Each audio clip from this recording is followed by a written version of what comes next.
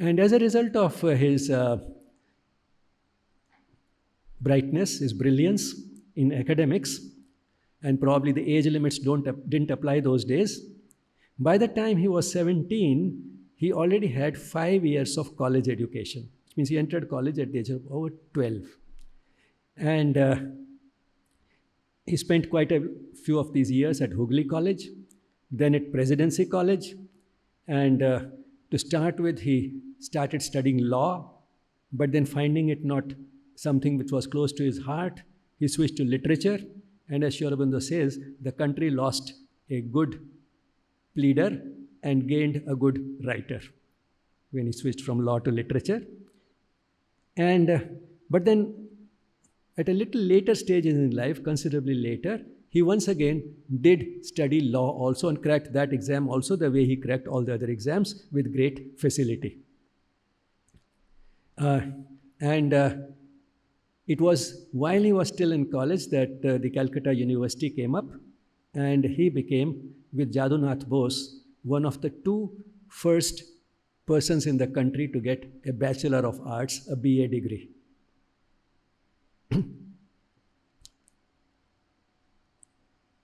Now let me read at this point some irrelevant passages from this book.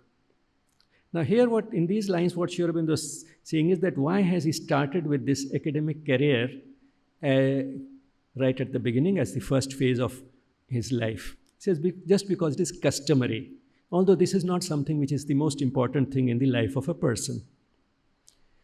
So Sri Aurobindo says here, I have drawn out in a manner as little perfunctory as I could manage, that is not with great seriousness, not in great detail, but sort of do a duty, fill in the blanks which otherwise might have been noticed. That is the reason why I have talked about his academic career. I have drawn out in a manner as little perfunctory as I could manage this skeleton of Bankim's academical life. In any account of an eminent Hindu, a dry sketch of this sort is a form that must be gone through, for we are a scholastic people, and in our life, examinations and degrees fill up half the book. But examinations and degrees are a minor episode in the history of a mind. So when it comes to the development of the mind, the examinations and degrees, in fact, do not matter much. What then matters much in the development of the mind? And Sri Aurobindo emphasizes here the type of social air that the person breathes, the atmosphere in which he is born, is what shapes the mind of the person rather than the school and college education. And what was the type of social air that prevailed when Bankim Chandra Chatterji was in this world? During that period, the early 19th and 20th century, around that 100-year period, India was going through an awakening, which Sri Aurobindo has called the Indian Renaissance.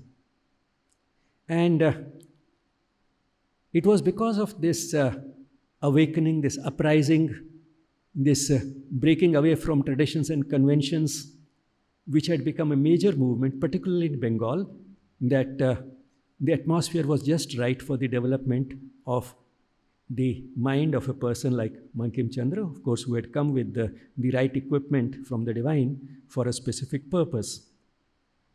And here are a few lines which Sri Aurobindo said, which are in general about a renaissance anywhere in the world.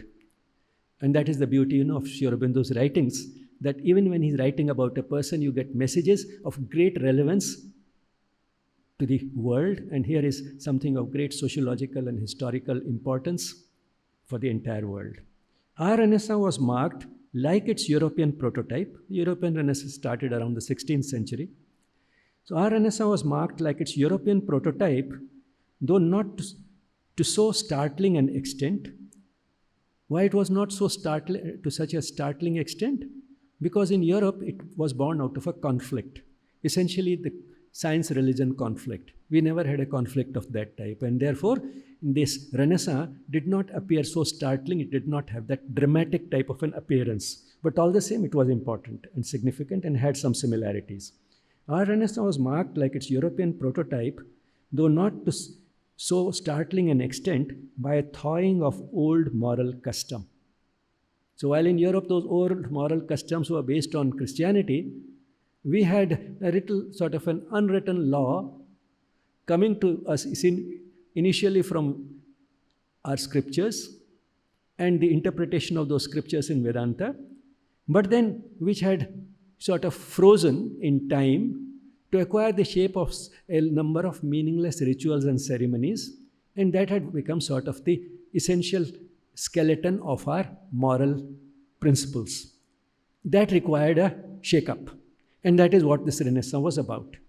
So it was not very startling, but it consists all the same of a thawing. As you know, something frozen, you melt it. Thawing of old moral custom. The calm, docile, pious, dutiful Hindu ideal was pushed aside with impatient energy.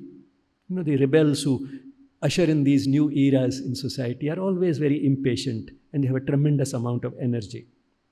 So the calm, docile, pious, dutiful Hindu, you know, who was just going through all the rituals and ceremonies on all special occasions with great devotion, that sort of a person was pushed aside with impatient energy, and the Bengali, released from the iron restraint which had lain like a frost on his warm blood and sensuous feeling, escaped joyously into the open air of an almost pagan freedom. Pagan, you know, it seemed to sort of violate all religious norms. The ancient Hindu cherished a profound sense of the nothingness and vanity of life. The young Bengali felt vividly its joy, warmth, and sensuousness. So the way sort of in the 19th century, the Indian or Hindu way of looking at life had got frozen into something as if this life is nothing, it is not worth much. And on the other hand, during the Renaissance, the same life was looked at as something which was full of joy, warmth, and sensuousness. That is a sort of something very positive was seen in the life rather than a sense of nothingness. That, well, it to aankhon ka dhokha hai, maya jal hai, you know, that sort of a negative way of looking at is something as if it's not worth much, it's a sort of a nothing. This is usually the moral tone of a Renaissance, a general statement, a very brief statement, but a very powerful statement in simple words. This is usually the moral note of a Renaissance. It shakes up what has so far been considered for a few hundred years, if not 1,000 years, as something which tells us what is right and wrong. You know, that has got sort of frozen into some very clear-cut ideas about what is right and wrong. That has become the norm which determines all the morals and taboos of the society. Renaissance breaks them. This is usually the moral note of a Renaissance. This, that is, setting aside what has been established over a few hundred or thousand years. This is usually the moral note of a Renaissance, a burning desire for life. Life in her warm human beauty arrayed gloriously like a bride. So looking at life differently, looking at it with a new energy, with a new interest, which will bring life alive. That is the moral note of any Renaissance. Now let's move to the second phase. That is Bankim Chandra Chatterji's life as an official. He was a bright student. At 12 he was in college, and we saw all what he studied. His brightness was recognized. The government saw him as someone who could do a good job as an official. And the result was that at age 20, he was appointed deputy magistrate at Jessore. You know, the type of appointments that IAS and ICS officers get. So at age 20, he was deputy magistrate of Jessore. Now I'll just talk about a few interesting episodes during his nearly 30-year career as an official. This continued till he was about 50, so he spent about 30 years as a government official, getting posted sometimes here, sometimes there. And it was during his third posting at Khulna where something very interesting happened, and Sri Aurobindo has put it in his usual witty style, what happened there in Khulna, which was his third posting, which means he was still very young, maybe in his 20s still. Entangled in the Sundarban, that rude and unhealthy tract of marsh and jungle. So this is a description of the landscape of that area. The Zilla was laboring under two morbid ailments, for which none of the official doctors had found an efficient panacea. And Sri Aurobindo is not talking about ailments like malaria or something. Huh? It was afflicted by two morbid ailments, two diseases, for which none of its official doctors, he's talking of bureaucrats, official doctors had found an efficient panacea. What were the two diseases? The smallpox of piracy and the greater pox of indigoism, indigo plantation. Ruffians from Europe were in hot competition with the native breed. Ruffians who were English, Europeans, and ruffians belonging to the soil, Bengalis. They were as if competing with each other at these two games, which were a sort of a disease that was afflicting that area. Ruffians from Europe were in hot competition with the native breed. And what was the competition for? Which of them, Europeans or the Indians or the Bengalis, who would deserve best the government scholarship for lawlessness and brutality?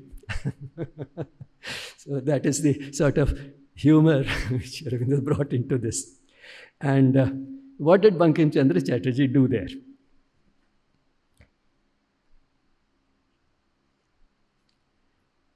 At Khulna, this mild, thoughtful Bengali wears the strange appearance of a Hercules, weeding out monsters, clearing Augean stables, putting a term to pests.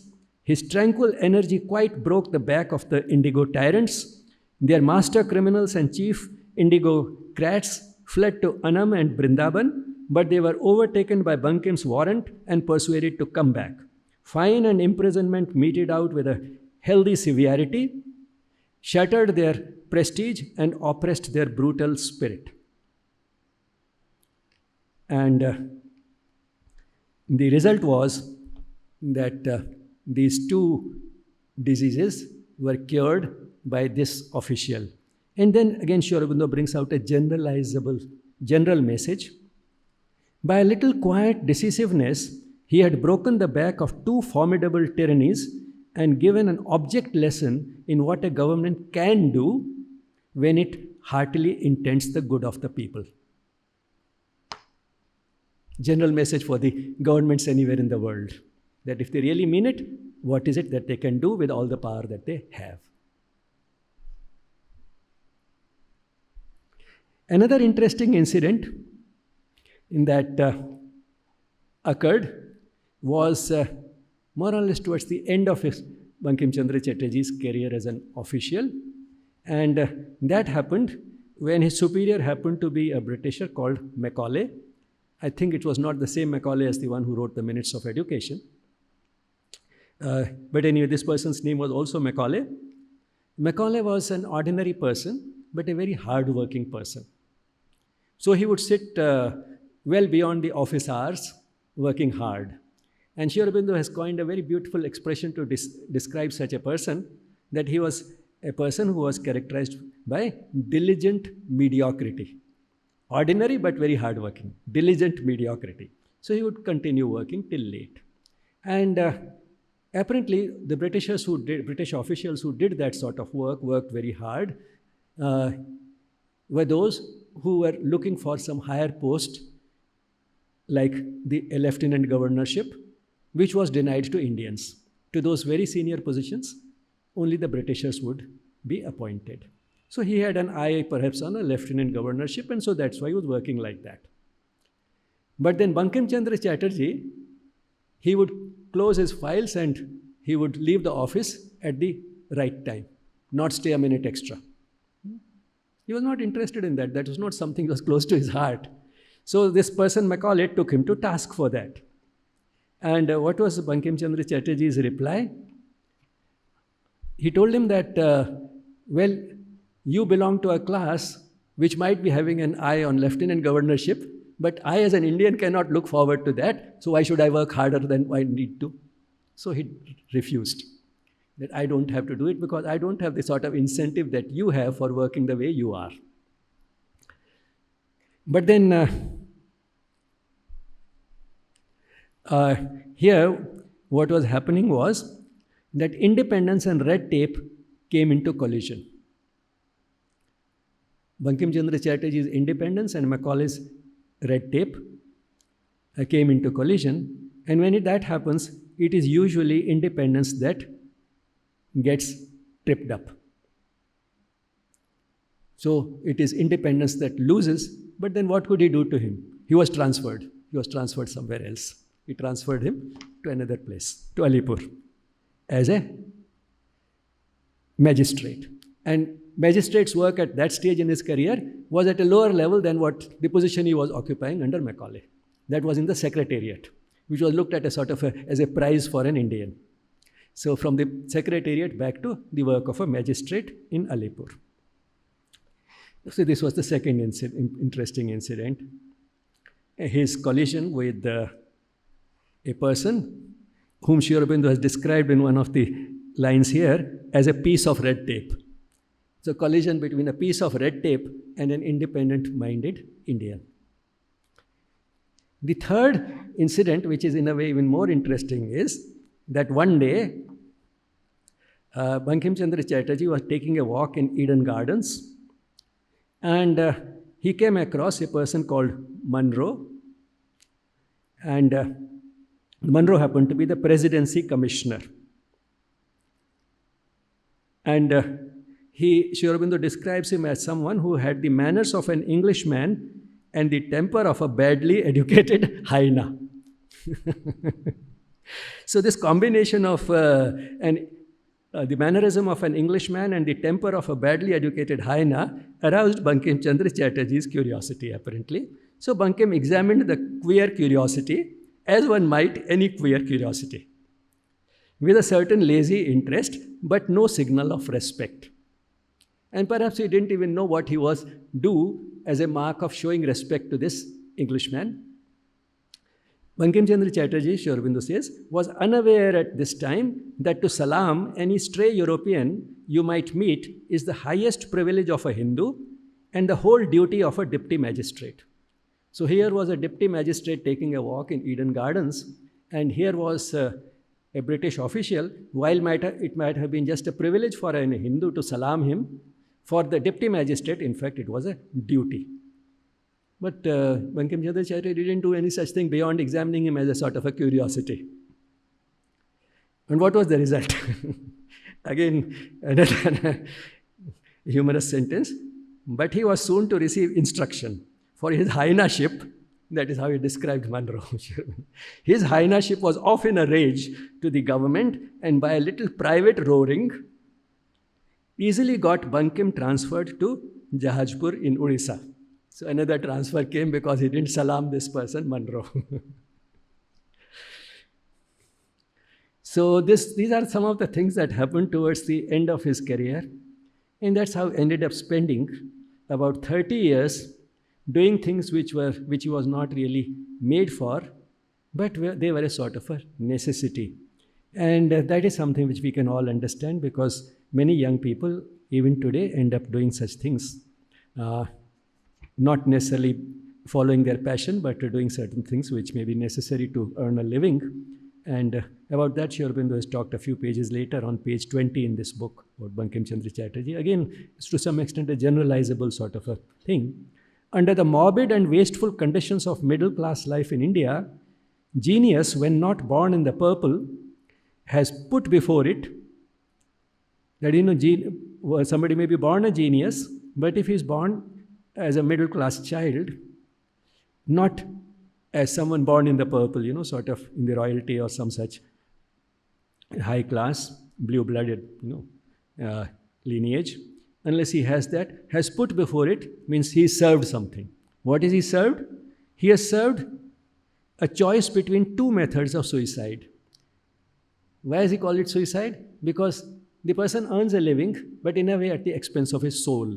That's what he has said a few lines earlier, that apart from being a drain on his fund of energy, it also kills his soul.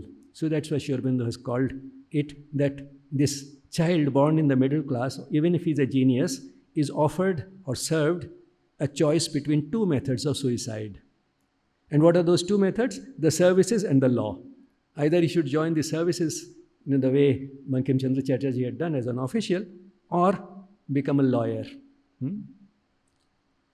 And then again, Sri Aurobindo described these two choices, or two different methods of committing what he has called suicide, that is killing the soul, again through very beautiful expressions.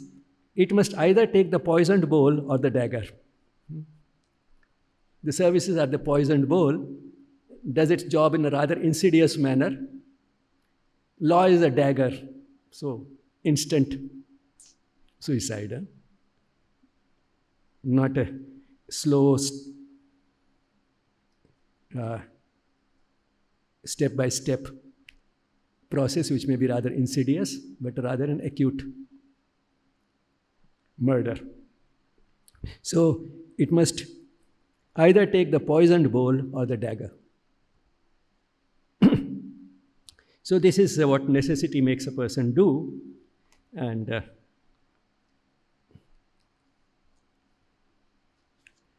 Bankim Chandra Chatterji also had to do it. Now we came to the third aspect of his life, and that is as a writer. Now, Bankim Chandra Chatterji made the same mistake which most people made those days and continue to make even today. His first work of literature was in the English language, Rajmohan's wife. And so was that of another literary genius,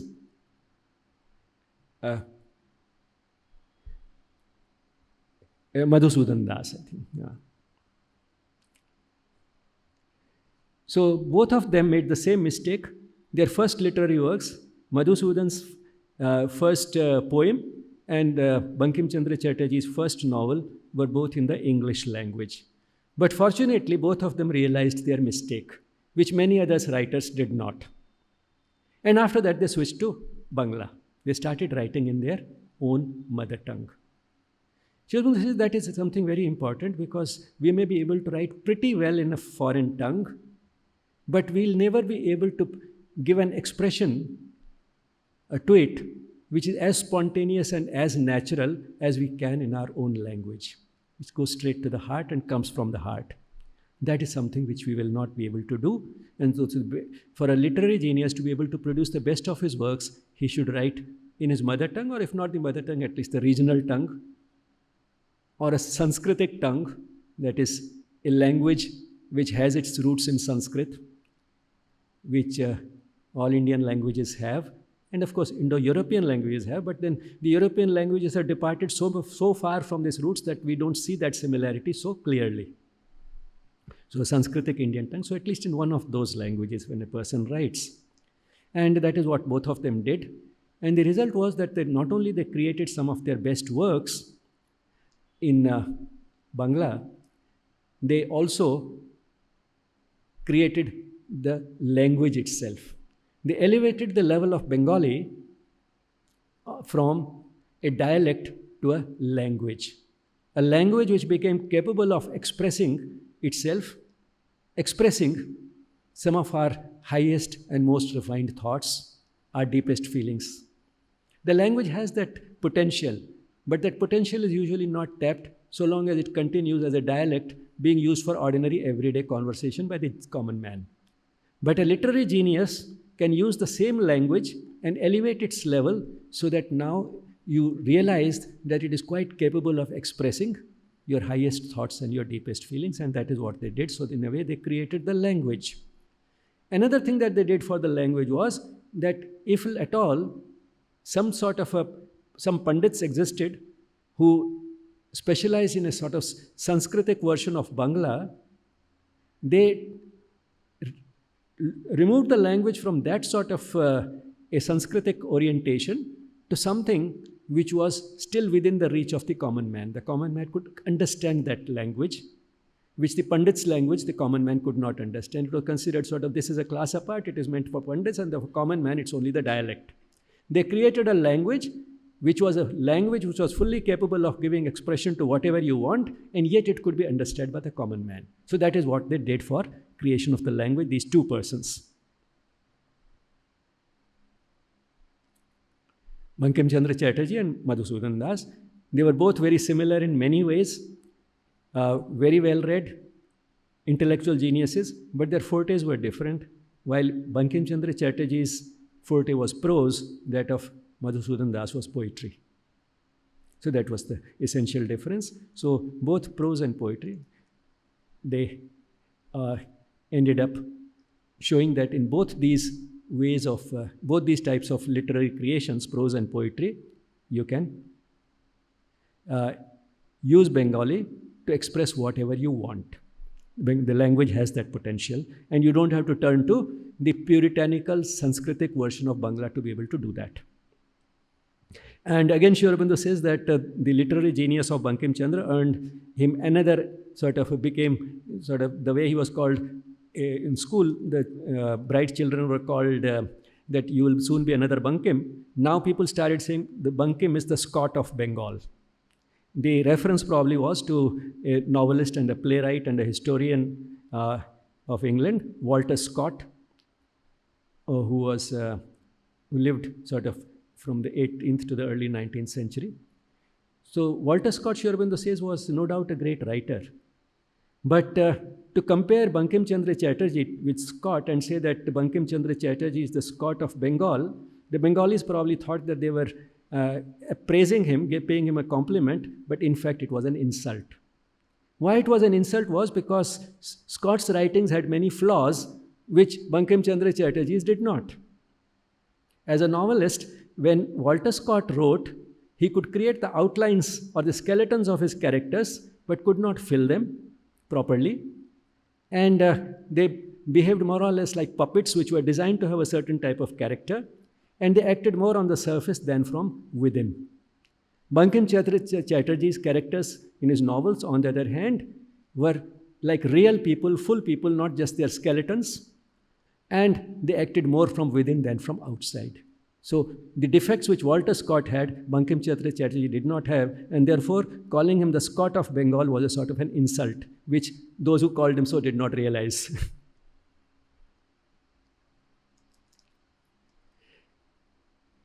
But then towards the end of his life, which was soon after he ceased to be a government official, he died before he reached the age of 56. Until past 50, he was in government service. So he didn't have very long. And quite a bit of these remaining 5 years or so, he was quite ill, physically not in good shape. And therefore, he could not produce too much literature during this period when he had apparently all the time. In fact, he had created a lot of this literature much before that, even as an official, trying to use all his spare time to write. And that's how he had ended up creating quite a bit of literature even during that period. Another thing that prevented him from creating another novel or something like that after he was no longer an official was that now he developed a different type of interest, which I think again happens with age to many people. Now he started taking deep interest in the Gita and the Vedas. He had already mastered the Sanskrit language as a genius much before that, and therefore he could turn to these works in their original. And his ambition was that he'll go into the spirit of these works and present them in a language that the common man will be able to understand. That was his mission now. So he was not doing it only for himself, but he was doing it so that he'll be able to get it in the spirit of these works and present it through simple works in Bangla, which the common man will be able to understand. This mission remained only partly completed. Before he could complete this, he did end up writing 1 or 2 books along these lines, but the Vedas, they were more on the Gita. About the Vedas, he could not really write much, so that project remained incomplete. And Sri Aurobindo regrets that if he had lived a few years longer, we would have definitely got a very deep insight into the Vedas, which was also required. But then the divine knows how much an instrument is expected to do, and when that instrument has to be withdrawn and another instrument has to come. And in a way, Sri Aurobindo, when he gave us the secret of the Veda, ended up filling that void, giving us an insight, unraveling the symbolism of the Vedas the way no other commentator had earlier done. So this is the type of interest that he developed. So, in spite of all his literary genius and abilities, Sri Aurobindo says that apart from some scattered literature, what Bankim Chandra Chatterji gave us was 10 novels and 2 critical works on religion based on the Gita. He says that no doubt it is small in quantity for a person of his abilities, but it is pure gold in quality. So it's quality that matters more than the quantity. At this point, let me read another few lines from the original.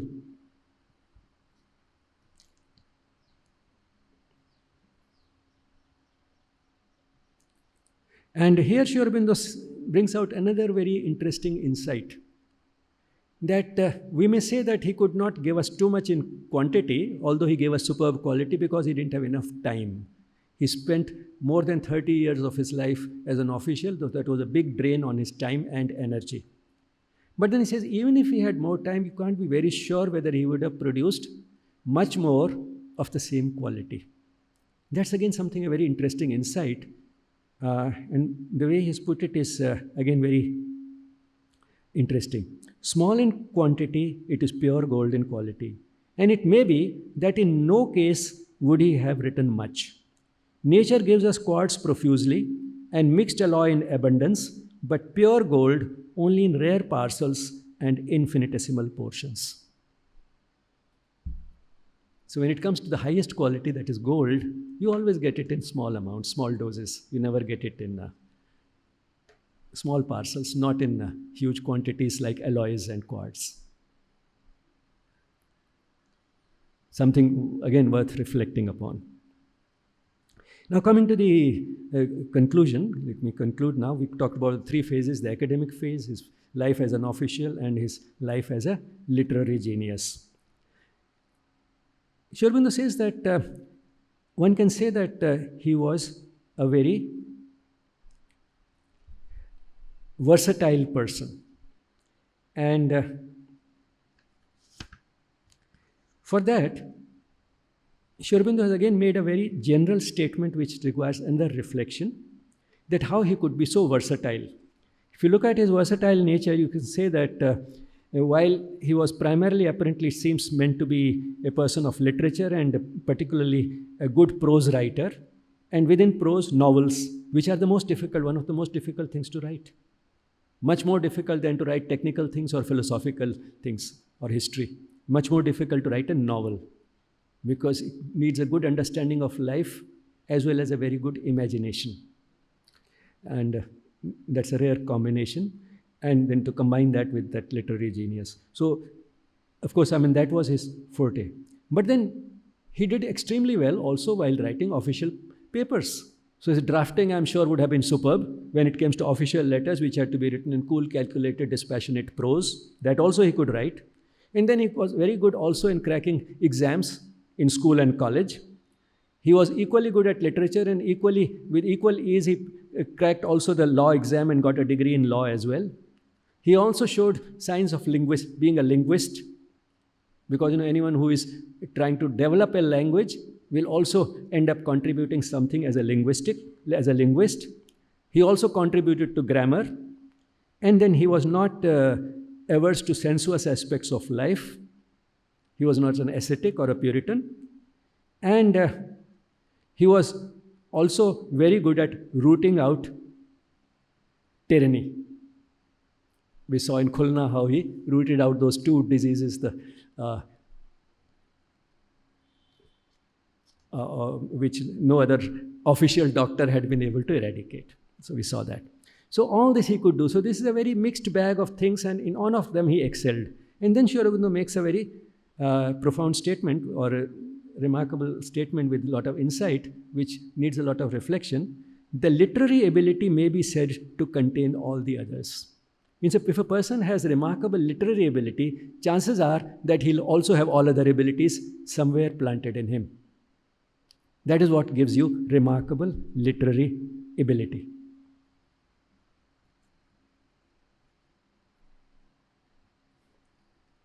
Now let me turn to his contributions apart from literature and language, And one of the beautiful things, again, Sri Aurobindo said, which is true to some extent even today, that when it came to language, by developing Bangla to the level from a dialect to a language so that it could express everything, the result was that today, if a Bengali has to express his most complex ideas, his highest thoughts, he usually does it in his own mother tongue. He does it in Bangla. Whereas if it's a Gujarati or a Maharashtrian, he tends to do it in English. Why only Gujarati or Maharashtrian? In the rest of the country, even today, probably that holds true. We feel that our own language is not capable of doing it, or we don't know our own language, which is more true. Our own language is, we do not know well enough to be able to put those complex and refined ideas in our own language, so we turn to English and we are able to do it, sometimes with reasonable ease and perfection, but at the same time, it will not have the same quality as a piece of literature, which something if we wrote in our own language would have. So apart from these contributions to literature and language, he made a remarkable contribution to the freedom of India. Not that people were not interested in freedom before that, but he gave a new color to it. And why that was important comes out in this another book by Sri Aurobindo, Bankim Tilak Dayananda, where he's talked about these three great persons, Bankim Chandra Chatterji, Bal Gangadhar Tilak, and Dayanand Saraswati. So in this book, while talking about Bankim Chandra Chatterji, his contribution to the freedom struggle, he says that while many people may be interested in the freedom of the country, which was true,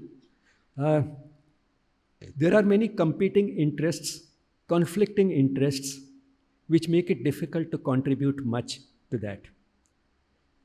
Whoever loves self or wife or child or goods more than his country is a poor and imperfect patriot. So very often the precedence, when the person's own interest, self-interest, or the interests of the family, wife and child and so on, or the possessions which the person wants to have, like property, etc., they take precedence, and therefore this person makes a rather poor and imperfect patriot.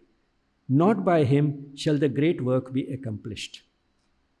Which means that to accomplish that great work, you should be able to overcome your attachment to these other things like a family and making a good living and so on and so forth, living a physically comfortable life. You should be able to overcome your attachment to all that. And how is it possible? That is not possible just by being interested or wishing that the country should be free. That can come only when you are passionate about it, when you feel so strongly about it that you are ready to give anything for it. And that can happen only if you give it a religious fervor, a spiritual fervor. If you inject that into this patriotism, then only it can happen, particularly in India, because spirituality is the core of Indian culture. Everything is permeated with spirituality. So in the freedom struggle need to be permeated with that same fervor, that same dose of spirituality for it to acquire that passion. And how could that be done? By showing that we are not working for the freedom of a piece of land. We are working for the freedom of our mother. Our mother who's being tortured and plundered by the British. We have to free her from that. You know, as that 1952 film, Anandamath, that begins with this. A person is more or less in tears that I want my mother to smile once more. She's being tortured. मैं अपने माँ के चेहरे पे फिर मुस्कान देखना चाहता हूँ. So then comes a voice from the divine. What are you willing to give for it? He says, my life. He says, but that is not enough. He says, what else do I have apart from my life? He's told, yes, you have something else, and that is bhakti. Which means it's not that you just commit suicide, I've given my life for the country. That's not enough. Bhakti has passion and devotion. That is what you need. And that comes only when you inject that dose of religion or spirituality into the mission. And that is what Bankim Chandra Chatterji gave when he wrote Anandamath and inserted in that beautiful song, Bande Mataram, which became our national song. And within that was that mantra, Bande Mataram. That was what Sri Aurobindo saw as the mantra. So a little later, again in this book, Bankim Tilak Dayananda, he says, This he wrote after Sri Aurobindo himself was in the freedom struggle. And these articles in this were contributed initially to the journal called, or the magazine called Bande Mataram, which had been started by Bankim Chandra Chatterji, in which all the writing was essentially done by Sri Aurobindo. So it is in that he wrote these articles. And there he says, the mere recognition of the desirability of freedom is not an inspiring motive. There are few Indians at present, whether loyalist, moderate, or nationalist in their political views. So he included all types of people who were interested in freedom, whether it was nationalists, the way he was, or whether it was moderates, the way the Congress party was. So all of them included. He says, and there are few Indians at present, whether loyalist, moderate, or nationalist in their political views, who do not recognize that the country has claims on them and that freedom in the abstract is a desirable thing. So all of them were united at least in one thing, that it is desirable for the country to be free. But most of us, again, all categories included, moderates, nationalists, all of them included. But most of us, when it is a question between the claims of the country and other claims, which I had mentioned earlier, wife, child, physical comforts, etc. When it's a question between the claims of the country and other claims, do not in practice prefer the service of the country. So that takes a backseat and other things come to the front. And while many may have the wish to see freedom accomplished, few have the will to accomplish it. There are other things which we hold dearer and which we fear to see imperiled either in the struggle for freedom or by its accomplishment. That's interesting that not only we see those things may disappear if we join the freedom struggle, but those things may disappear if we achieve freedom. That is very interesting and worth reflecting upon. That other things which we hold dearer and which we fear to see imperiled either in the struggle for freedom or by its accomplishment. It is not till the motherland reveals herself to the eye of the mind as something more than a stretch of earth or a mass of individuals. It is not till she takes shape as a great divine and maternal power in a form of beauty that can dominate the mind and seize the heart that these petty fears and hopes vanish in the all-absorbing passion for the mother and her service, and the patriotism that works miracles and saves a doomed nation is born. To some men it is given to have that vision and reveal it to others. So some have this vision of what is really required for this country to be free, how the countrymen should be charged with that enthusiasm and passion. What is it that will work with this set of people? Some have that vision and they reveal it to others. It was 32 years ago that Bankim wrote this great song. So he wrote this in 1882. And now Sri Aurobindo was talking 32 years later, probably in 1904, around the time when he joined the freedom struggle. It was 32 years ago that Bankim wrote this great song and few listened. At that time, the time was not ripe. Very few listened to it. But in a sudden moment of awakening from long delusions, the people of Bengal looked round for the truth. And in a fated moment, somebody sang Bande Mataram. Sri Aurobindo has not named it, but maybe he was the one who sang Bande Mataram in that fated moment. That when the right time came, he discovered it and struck him as the mantra and he sang it.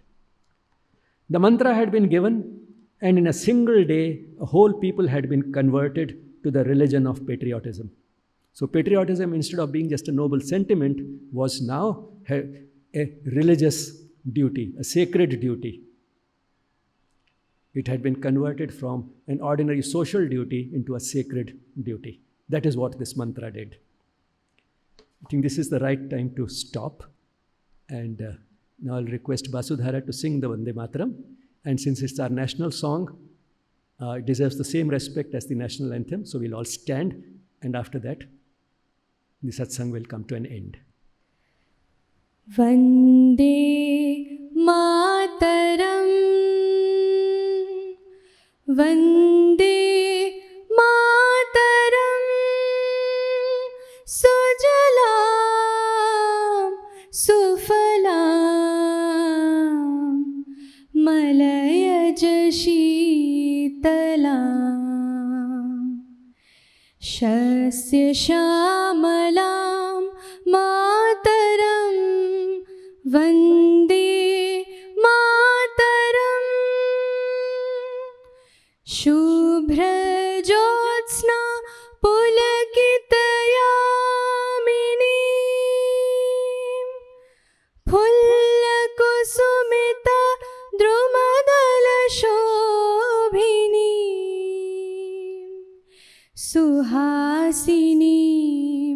सुमधुरभाषिणी